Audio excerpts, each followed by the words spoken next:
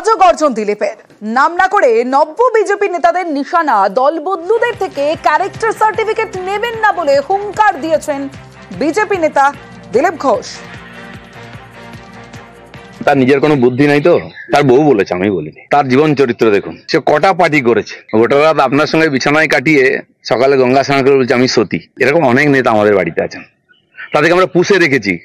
কাল যদি বন্ধ করে দিই না, সব ওইদিকে লাইন লাগাবে। বিজেপি পুষেছে অনেক নেতাকে, যারা পেপারে বলছেন, যারা নেতাগিরি করছেন, কাল বন্ধ করে যাবে।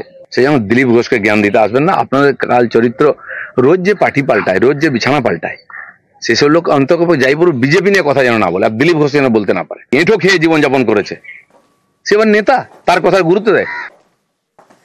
নাম না করে অর্জুন সিংকে খোঁচা দিলীপ ঘোষের। 21-এর বিজেপি বলে খোঁচা দিলীপের।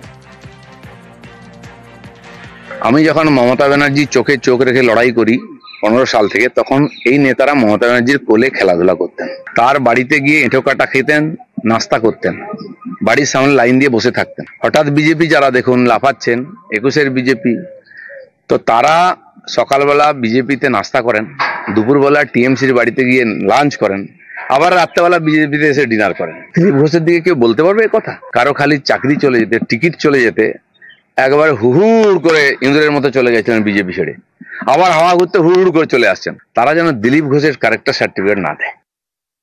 আমি বিজেপি করে তৃণমূলের ক্ষতি বেশি করতে পারছি, তার জন্য তো 176টা মামলা হচ্ছে আমার উপরে। দিলীপ ঘোষের কাছে ফুলের তোড়া যাচ্ছে, মিষ্টি যাচ্ছে, দীঘায় নিমন্ত্রণ হচ্ছে জগন্নাথ কালচারাল সেন্টারে, আর আমাদের কাছে নোটিশ আসছে, পুলিশের নোটিশ। কে হার্ডকোর আছে, কে তৃণমূলের সঙ্গে আছে, কে বিজেপি করছে, এটা তো মানুষ ঠিক করে নেবে। পার্টি তৈরি করেছে নেতা ওনাকে। দিলীপ ঘোষ কোনোদিন মানুষের নেতা নেই, নাহলে 4টে লোকে চায় চক্রে বসতেন না। উনি জননেতা কোনোদিন না, উনি পার্টির ক্ষতি করেন। উনি বারমুডা পরে যখন কর্মীরা মার খায় তখন মাছ ধরেন, এটা পার্টির ক্ষতি হয়।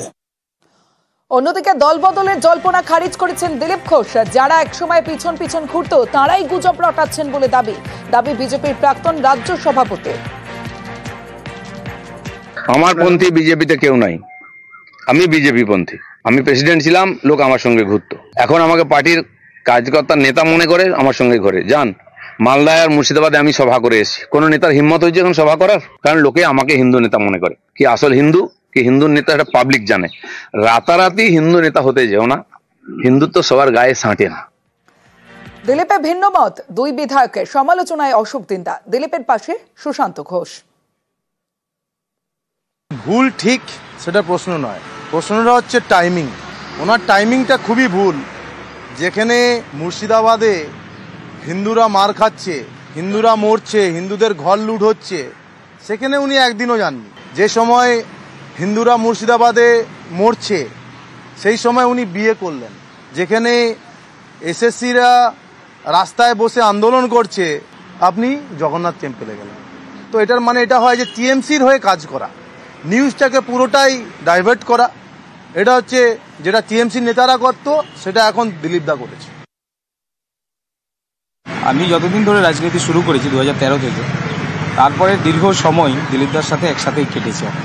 তাই ব্যক্তিগত জীবনে দিলীপদা খুবই ভালো লোক, খুবই ভালো মানুষ।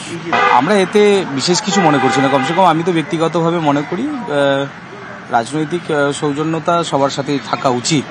ওটা ওনার সৌজন্যমূলক সাক্ষাৎকার ছিল, এটাই আমরা জানি। তো এটা নিয়ে কে কী বলছে জানি না। আমি মনে করি সোশ্যাল মিডিয়া বা মিডিয়ার মাধ্যমে এগুলো না করলেই ভালো। আমাদের দল একটা শৃঙ্খলা পরায়ণ দল, আমাদের দলে সর্বোচ্চ নেতৃত্বরা রয়েছেন, তারা সমস্ত কিছু বিচার বিশ্লেষণ করছে।